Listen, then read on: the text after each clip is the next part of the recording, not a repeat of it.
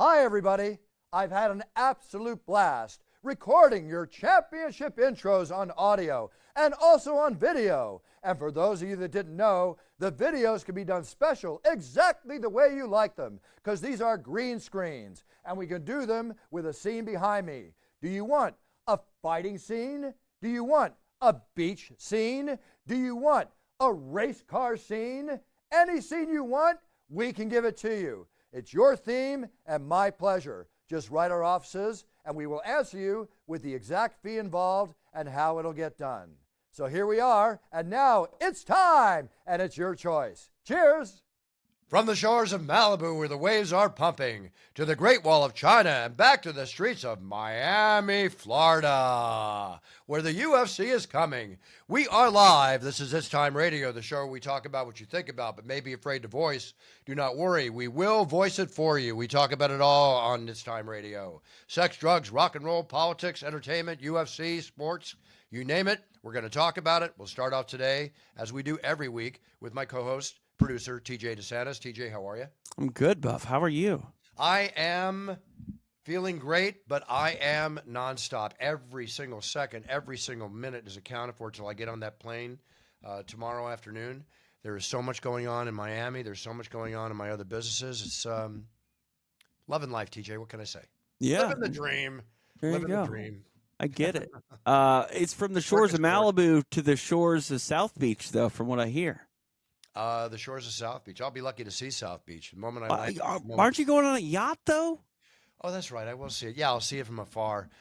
Yeah, this is really a cool thing. As you know, Meta has formed a sponsorship with the UFC, and there's talk with the UFC rankings. They're going to be handling AI obsessed.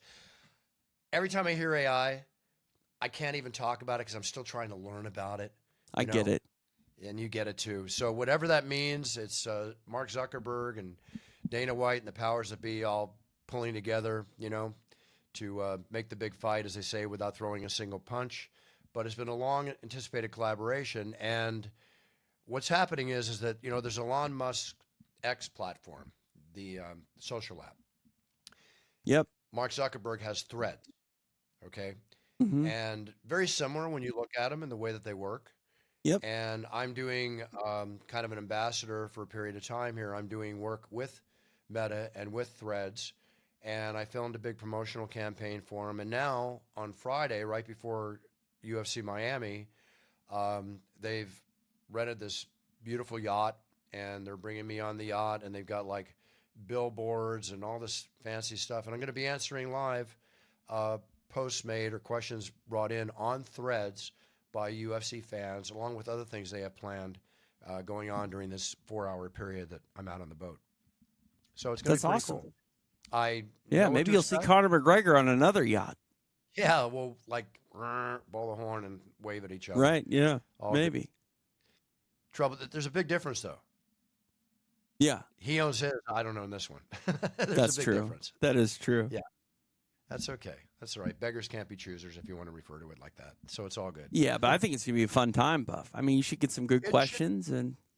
Yeah, good questions. And the production crew I work with from Meta and from Threads, they've been great, very enjoyable. And I look forward to it. So nice way to start the week. I was going to take a red eye and fly in and land at like 6:30 in the morning, get to the hotel by 9. Get a few hours sleep on the plane, a few hours sleep in the hotel, and do whatever and get out on the boat. But switch flights, so I'm going to get out of here earlier. Nice, that'll be good. Rest is needed. Rest is needed. This is a big show. Yeah, big show. 314. We'll talk about it more, as time goes on in the show. But let's face it, Volkanovski and Lopez. I think the fight that a lot of people are going crazy over is that, and of course the others, Yair Rodriguez, Patricio Pitbull, obviously Bryce Mitchell and Gio Silva.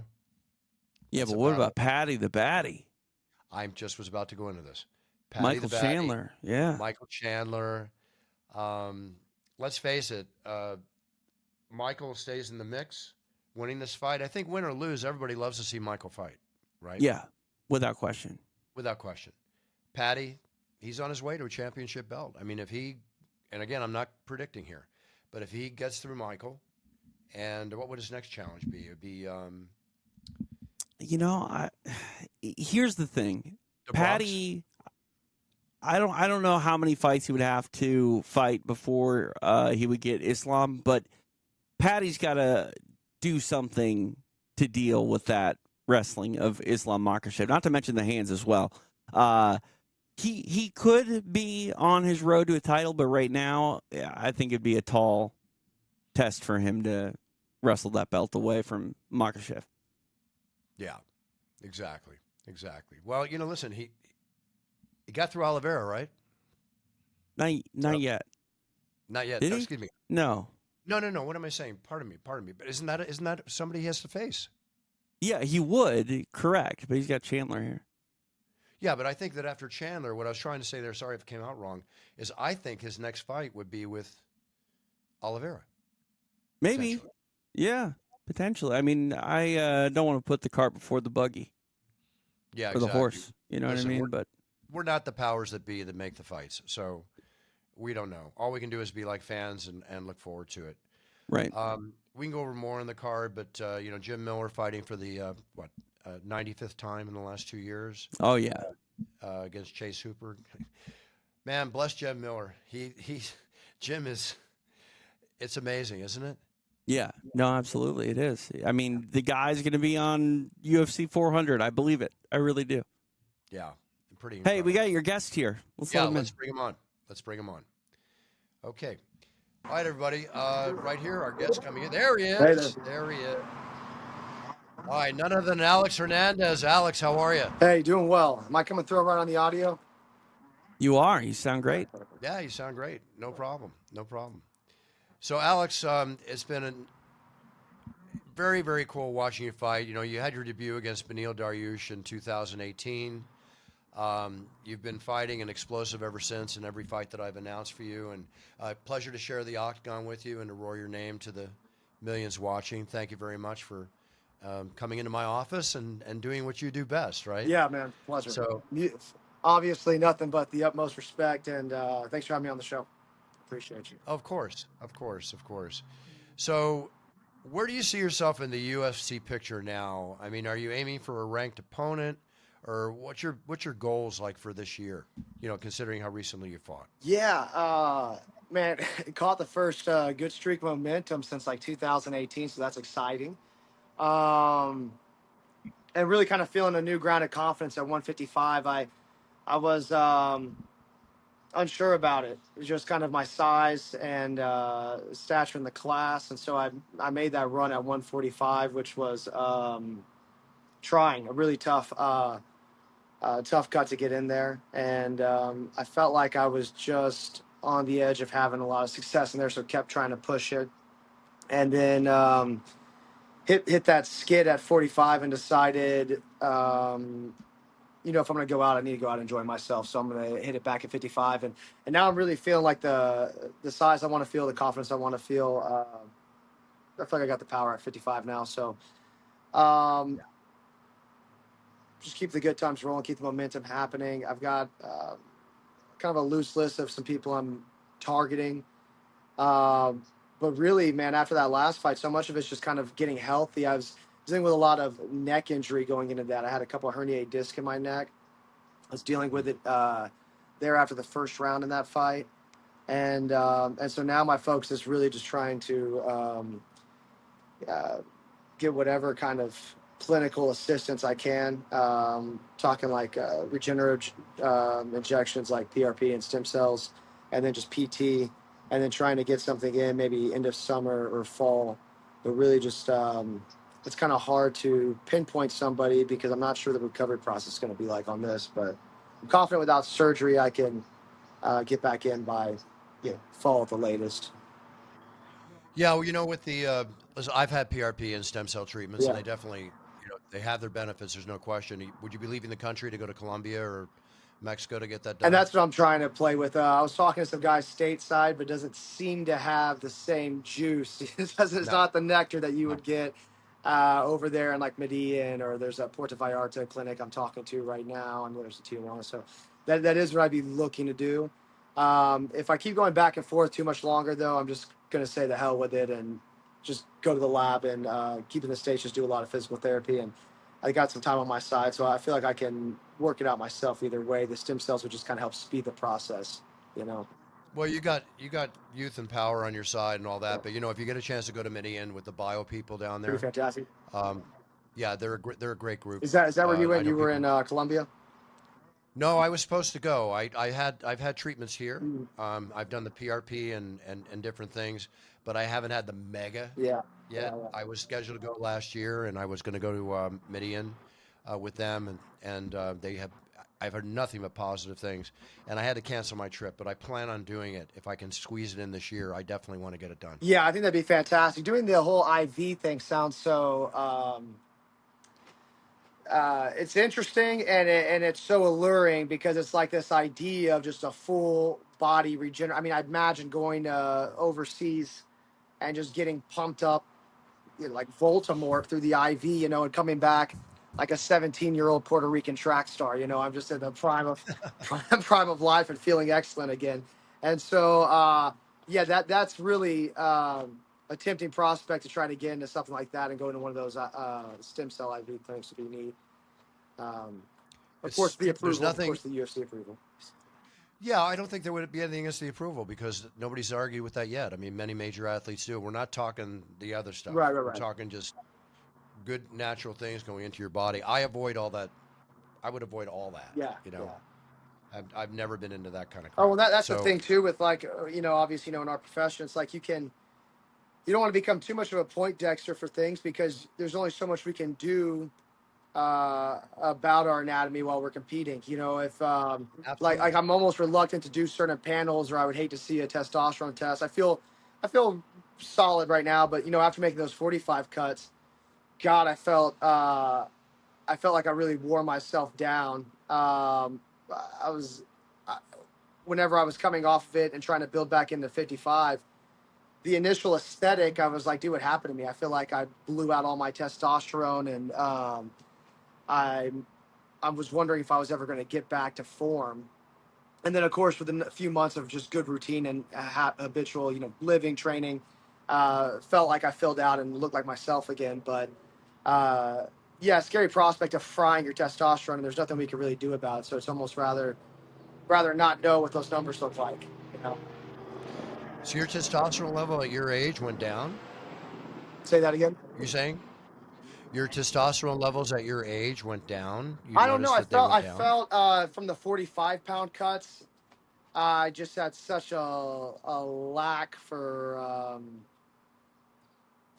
very just kind of lackluster in my approach to life. I would feel like I was dragging. Those cuts were so extensive, I and the Yeah, man, I can reconfiguring of imagine. myself that I had to do to get to that weight class. Yeah, definitely the libido went down the well. That's for sure. And so I'm like, man, what else is going on here?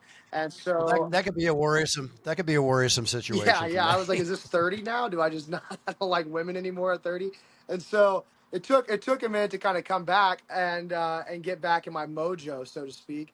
But yeah, that's the whole thing is it's like, oh well, did you do any blood work for it? Did you check? It's like, no, I don't want to know.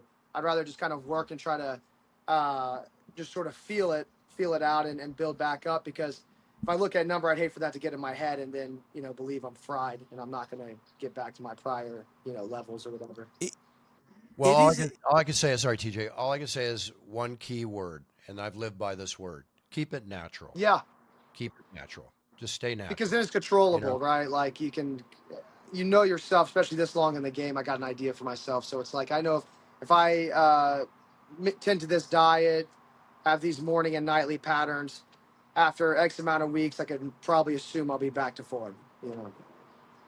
Cool. Get your sleep. Eat right. Be right. You know. It comes down to nourishing your body and everything else. And like I said, my whole life, for me personally, it's all about just eating properly and again, you hear all these stories that people do. I've just never been into any of that. Just if I can't do it naturally and just eat right and be right, then hey, I'll deal with the consequences. What kind of diet do you um, are you do you tend to now with like to keep up your level of performance? You go through a number of different diets, or Well, what are you subscribing to I right try, now? I try to eat my body weight in protein, which is a very standard, number. Try to eat anywhere from 3 good meals a day with a little something in between. I'm big on power breakfast. Yeah. I love to have to start my day with a very, a good amount of protein, carbohydrates. Like one of my standard meals that I like in the morning is I'll make oatmeal, a little bit of granola, protein powder, bananas, blueberries, pineapple, honey, all mixed in, and then I'll put some Greek yogurt on top, right, and mix it all up. Yes, you stack. And Yeah, you stack that morning. That I morning stack the bowl. morning. Yeah, that's a bro Bruce. Yeah, That's a bro bowl right there, man. That's yeah. You got it's 5 a ways of buffer protein. bowl. Let's put it that Yeah. way. A Bruce bro And bowl. that's the same way before a show because like when I'm at the show, for me, listen, I'm not fighting. You're fighting. Okay, it's a big different situation. But I'm at the show for like 8 hours total, 6 hours, 7 hours a show, and the prep and all. So power breakfast, workout, meditation in the morning is very important to me before I go and do all that because I might not have a bite to eat for 6 or 7 hours. Yeah. Yeah. Are Yeah. you a big caffeine guy? I love coffee. Sure. I love good coffee. I've tried the mushroom coffee. It's very cool too. But I like a good cup of Java, and I'll have 1, maybe 2 cups. Done. Oh, good. That's it. I don't. After my morning coffee, it's very rare that I will ever have a coffee going on throughout the day. My Italian heritage loves espresso, Sure. and I've certainly enjoyed that at a dinner at time. But no, morning is my coffee time. Outside of that, I'm done. Yeah. I'm done. Yeah. I've really grown to just appreciate coffee. God, fight week, during the weight cut, it's one of the few luxuries you still have. The nice pour over. Mhm. I love going to Vesta there in Vegas. Um, yeah, I've become a big coffee snob in the last year or so, and I'm trying to take a little lean off of. I like to clear my palate of everything for a period if I could, and Right. that's kind of where I'm getting into right now. I'll admit I definitely had my espresso this morning prior to the podcast, but I am working towards just completely cleansing the palate. I like weed at night, coffee by day, occasional cocktail with an amigo or amiga, and so I think I'm going to kind of go through just abstaining period for maybe the next month or so, just to kind of try to lean off of the crutches. Actually, you should go into my company millions.co, check them out where we can make all your your t-shirts and your garbs, your hats, everything, no cost to you. We ship them all over the world for you because I'm just thinking, what is it? Weed by night, coffee by day. That actually sounds like a pretty cool t-shirt. Yeah. It does sound like, yeah. I mean, equanimity to the max right there. That's balance, baby. Yeah, maybe later on today, just check out millions.co. The Shevchenko sisters, a number of UFC fighters are on it. It's a great way for you to supply, if you don't already do it for your fan base, Okay. merchandise and everything surrounding your career. But yeah, at nighttime, you asked me about my eating habits. I love in the afternoon. Um, I love a good, again, more protein, vegetables. But at nighttime, I try not to eat carbs. Mm. Obviously, Italian, the pasta Oh, comes in the picture once in a okay. while. But after like 6:30, 7 o'clock, I just like to keep it a protein and vegetables if I can. That's my choice. Yeah, you just feel lighter laying down. Yeah, it's good not to eat right before you go to sleep, Of course. and to eat earlier in the evening, let it all digest. And then what is this thing? Intermittent fasting. If you go 5 hours without eating or whatever, as long as you're getting your nourishment during the day. And I take all my vitamin, mineral, herbal supplements and stuff in the morning. Just get it all done. Yeah, so if you're doing supplements, it's just a general base of things. Like you said, just base vitamins. You're not on anything wildly intravenous. It's just the standard stuff. No, Creatine guy. no, I mean, turmeric I like, and your basic multivitamins. I mean, I take a number of different items. Black seed oil, stuff like that. I've heard that ashwagandha, is another thing Yeah, a lot of nice, people are nice taking. I don't know if you ever heard about yeah, that. absolutely at night. Yeah. So I keep it very basic. I just want to stay just good nutrition, Yeah, solid and nutrition. predictable. That's what works. It works for me. It works for me. Yeah, curious to hear too, because obviously you have sustained a high level of performance for a really long time. So I am curious about that, and just keep it all natural. Always natural. I tell you, that's quote natural. Yeah. That's it. Perfect. Yeah, because I like to train too. I train an hour, hour and a half most every day. You know, pretty steady, little breaks, just cardio, a variety of different ways. But anyway, the show's not about me, Alex. It's about So you. we'll spin it back. Let's spin it back. Yeah, so I'm always let's get curious back to you, also. my friend. No, I'm happy to answer any questions you want. No problem. I'm a little older than you, so I work out a little bit differently. Yeah, fair enough, fair enough. That's okay. I used to, enjoy sparring and martial arts and surfing was my whole ritual all when I was your age and just, you know, every day, Yeah. the whole 9 yards. It seems like that All seems like good. to be the elixir of life. There is just activity, staying busy, and then Stay active, stay movement, keep your body moving, yeah, motions and you know, lotion. very Something I've important. been kind of keening into also is like even in relaxation, trying to find play. Sometimes that's a more useful way to spend the downtime than like a nap, and that'll often kind of reset you in a better headspace and keep you going longer throughout the day. Is instead of getting And nothing, instead of getting like a nap and but getting a little playtime. well, it's like a little siesta, there's nothing wrong with a nap, usually a 45-minute nap. If you go longer, you're actually, sleeping a long time. But, Right. the meditation aspect is good. Obviously, yoga is fantastic, especially for a fighter, Mm. right? Keep your body stretched. That's one thing I've always tried to maintain is my flexibility. Yeah. Definitely, Yeah. especially as you get older, flexibility is very, very key, and yoga is a great aspect for that, as a good standard full stretching routine. The stretching routine I always did in martial arts, I still maintain today. Mm.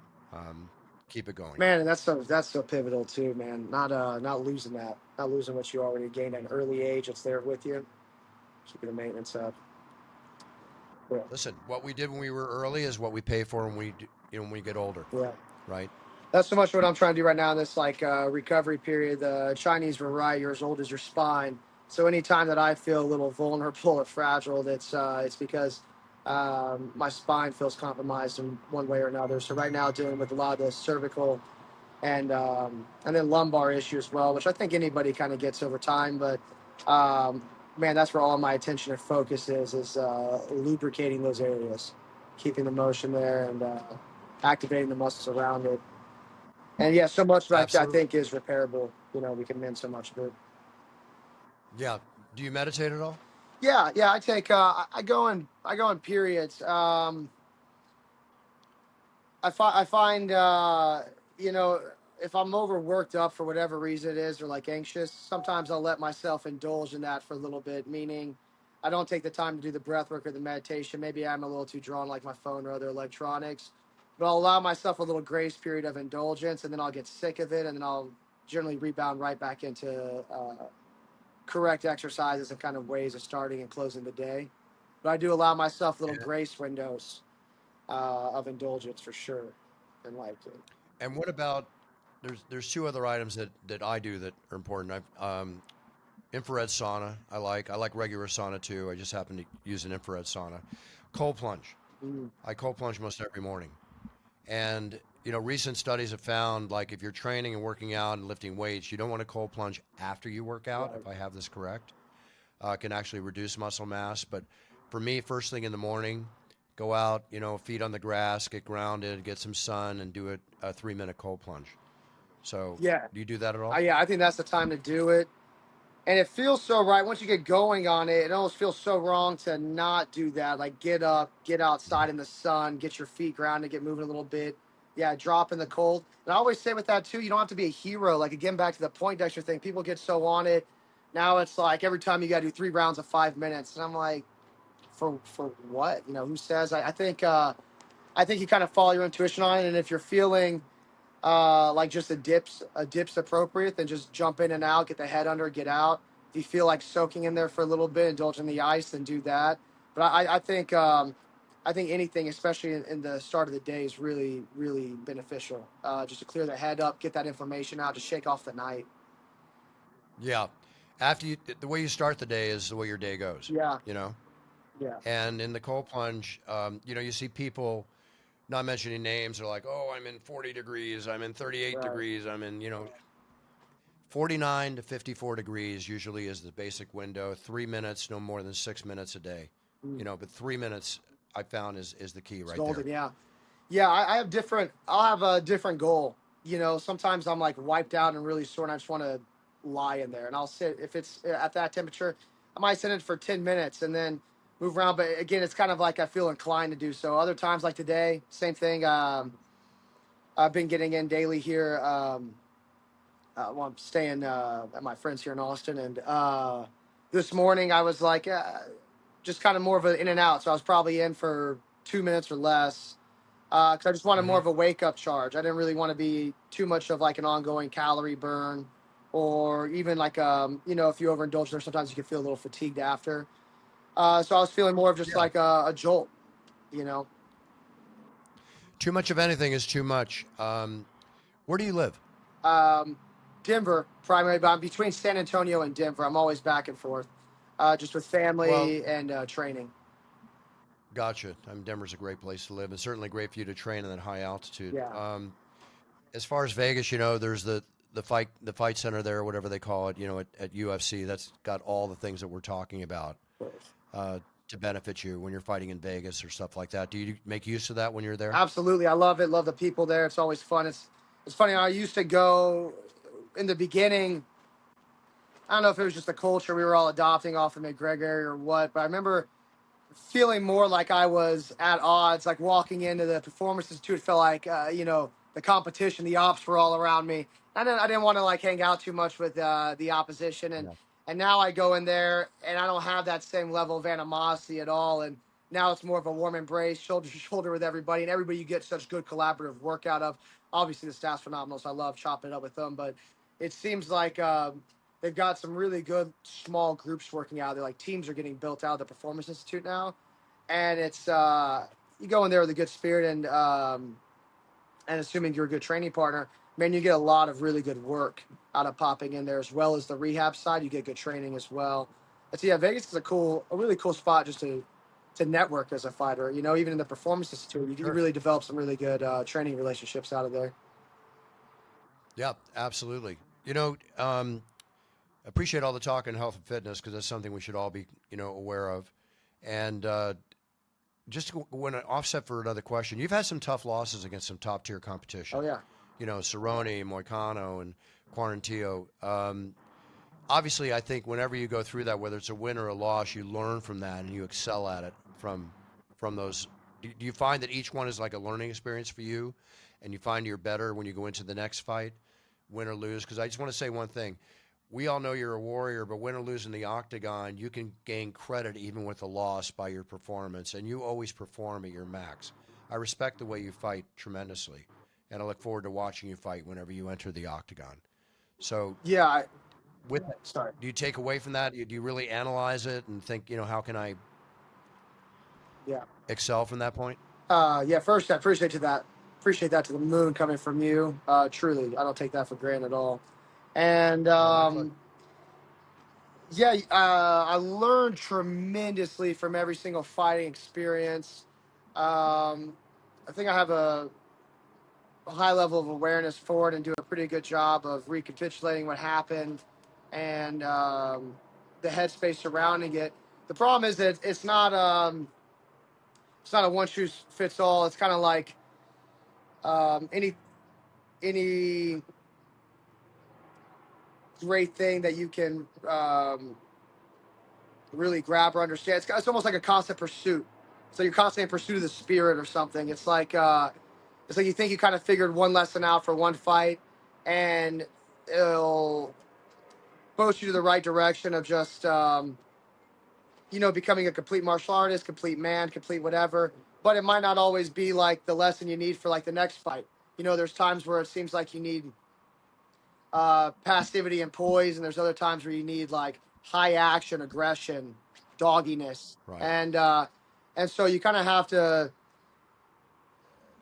know yourself and meet yourself where you're at, but also know your opponent and meet them where at the stage you need to be at for to win that bout.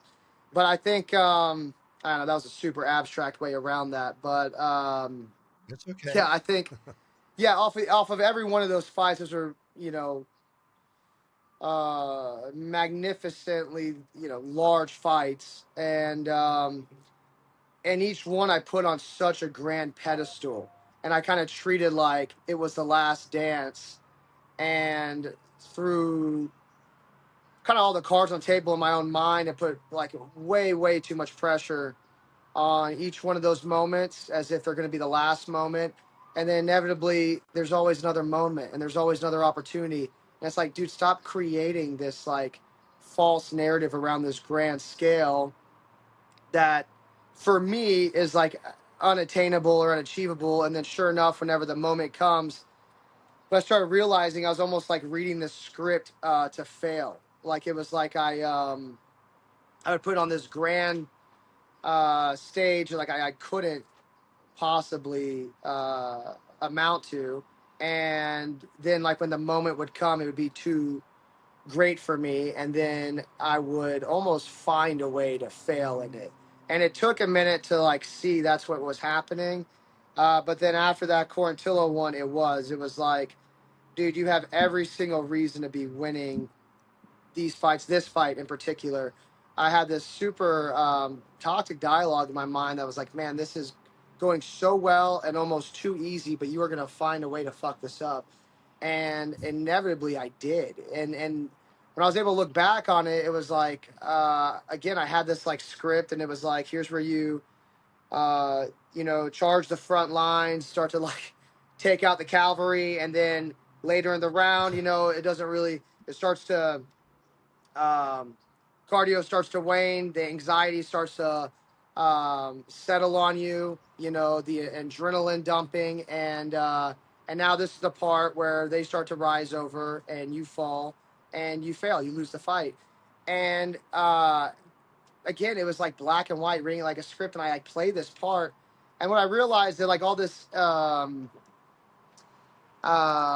performance anxiety, all that shit, it's all kind of akin to quitting, which you wouldn't see in the way that I fight and kind of throw it out there. But it was, I didn't realize I had a decision in the moment because I was too blinded by all the adrenaline huffing and puffing. But you in fact do. And so realizing that after the Quarantillo fight, I kind of had a real fire in my belly over it. And that's where the short notice Miller fight followed up afterwards.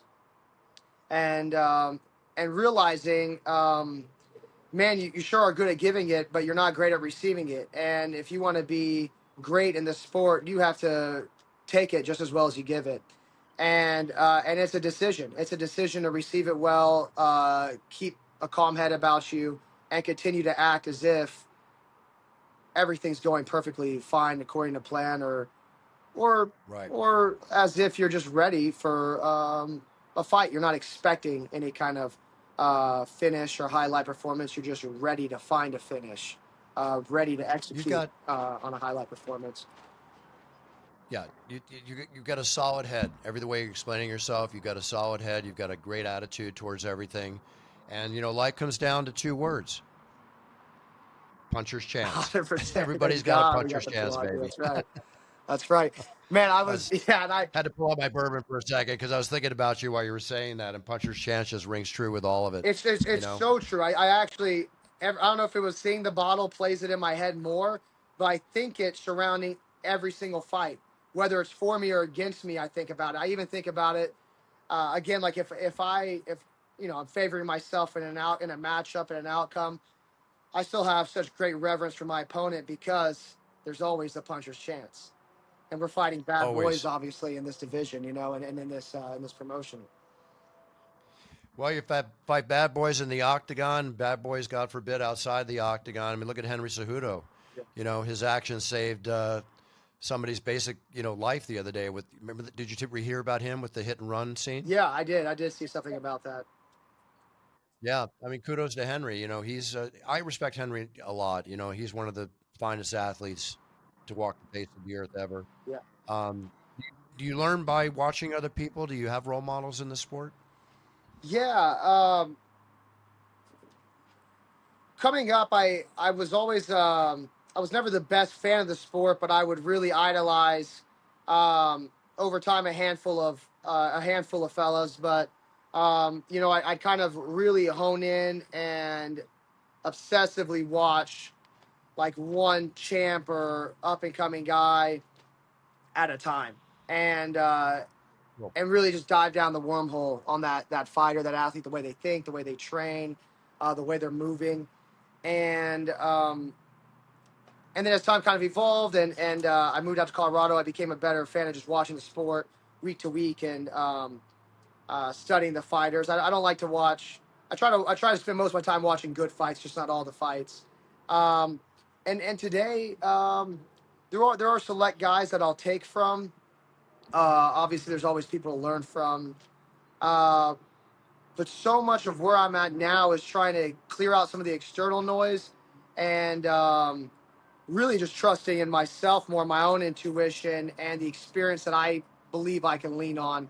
Not to say I'm not always seeking counsel and don't have some good mentors in my corner, but um, less now than before, because as you kind of like mature in it, um, you just get a little bit more realistic scope of the landscape and people, and for better or worse, you kind of yeah, you learn the good and the bad off of people, and you kind of start to think you're your own man. You've made enough mistakes to have a few good lessons to lean on. So let's try to learn from your own lessons as well. You know.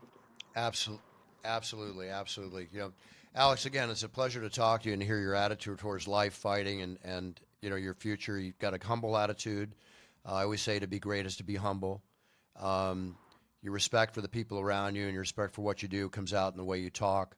And I love hearing that because, again, my respect for you has actually gone even higher, after talking to you on the show here. So keep that attitude. Stay strong to your thoughts. Stay strong to your beliefs.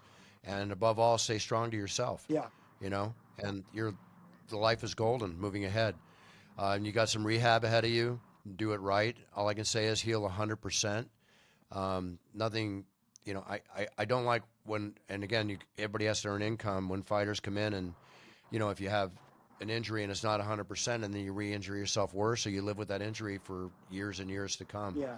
That's what you want to avoid as best you can. Yeah, absolutely. Yeah. I feel like I'm in a decent place now, where the mind and body kind of agree. They're kind of meeting on even lines now, and so, um, you know, never hasty, never never inactive. Kind of finding that middle ground between not being impulsive or overly patient. And so I do feel at a peace. Fortunately, we're up a few wins here, so we have a little bit of grace to kind of take our time in the recovery. But definitely doing my due diligence on it, not acting impulsively, and I feel like it's coming out in performances as well now too. Um, Kind of hopefully at a good peak of physical performance, but having a cool mental head on my shoulders. I'm definitely going to approach recovery Keep like it. that. Keep it. Yeah, Just stay strong to it. Again, I'll say it. Stay strong to your beliefs. Stay strong to yourself. And I wish you all the best, what you're going to go through. And I look forward to being in the octagon and sharing it with you again and roaring your name to the millions watching. I appreciate It's that. going I to be. appreciate that. Real quick too, are you guys already in? Are you in Miami? No, no, I was talking earlier on the show. I've got like nonstop every minute accounted for till I leave tomorrow. Leave tomorrow. Okay. So, Wow. Uh, yeah. I usually fly in on Friday, but I have this thing I'm doing for Meta and Threads on Friday, so I got to get there Thursday night. okay. Exciting stuff. Always a great trip, I imagine. I can see you just being a Don Yeah. there in Miami. That's how. I'm looking. I'm very excited. We almost have prop bet predictions for the colors and things for the Blazer come Miami 314. I'm excited for it. Oh, there's the I'd pressure. love to see Okay, the I had prop one bets made around special that for versus it. Blaze for the 314. I can't give away anything. If you're going to bet, you got to be as equal to everybody around you. Absolutely. But I Absolutely. had a special one made. It's a beautiful jacket. I think you'll like it. I expect nothing less. I'm sure it's going to be exceptional. Very exciting Appreciate stuff. it. Okay, I never knew. I never thought I'd ever become a fashionista, as some people said one time. But anyway, that's the night I walk in the octagon. Otherwise, bathing suit by day, tuxedo by night. Yeah, All cool. easy enough. Well, you got a brilliant niche for it now, and I imagine a handful of guys that are like jumping at the bits to customize pieces for you. So, I mean, that's a pretty incredible Yeah. thing. Yeah, that's a lot of Well, fun. I'm lucky to have these great tailors. My exclusive tailors are King and Bay out of Toronto, and they do a great job. I get offered other suits, and I'm honored to it. But I'm loyal to King and Bay. They've done a great job by me. That's awesome. So all good. Do you have any I don't know if you guys are able to do that or if you do picks, but who do you have? I'm curious. In the main. I never pick winners. I always make the best man, the best woman win. Yeah. I don't. When I walk in there, I'm an equal opportunity announcer. I want to give everybody everything I've got. I love You that. know. I agree as well. Yeah, I love to see it earned, and I hate losing money, so I never pick because often I pick poorly. So, but yeah, I will say I am leaning towards the old heads on this card. I saw Big Jimmy Miller was down like a negative 1,000 dog, like a minus 1,000 dog. Shocked to see it. So I'm looking forward to him upsetting. I've got Chandler at the top, and then it's nice to see Volk do his thing. But I think I'd have to lean towards the old heads on this card. Who's minus 1,000? Jim Jim Miller, he's plus 1,000 against Chase Sorry, Hooper. plus 1,000. Thank you for correcting that. Yeah, plus 1,000 dog. Really? Which I don't. You know, that's the thing about it. Before we go, because we've got to close out the show, but the thing about betting fights is when you bet favorites, to be minus 1,000, and Chase Hooper's pointed that part, to bet 100 to win $10 is not very exciting. But the idea that you can bet 10 to win 100 or 1,000 to win 10,000 on Jim, it's the octagon, man. Anything can happen at any given time. Throw back Anybody up can one more win. time for Jim. That puncher's chance. Yeah, puncher's chance. Well, there's an example of puncher's chance right there for sure. Yeah. As they all are. It's going to be an exciting night all the way around. Yeah. Bottom line. I agree. Super Bottom exciting line. card. Excited for you to be out there. It's going to be fun. I'm excited to see you perform. It's a cool thing. Thanks, Alex. Yeah. Thank you very much. I appreciate it. I'll give it my all as I always do. Yeah. Thank you for giving me very the time and passionate the respect, courtesy, letting me on the show. I appreciate you guys. Pleasure having you on, Alex. Absolutely. I'll see you around the octagon soon, my friend. Very soon. I'll see you guys.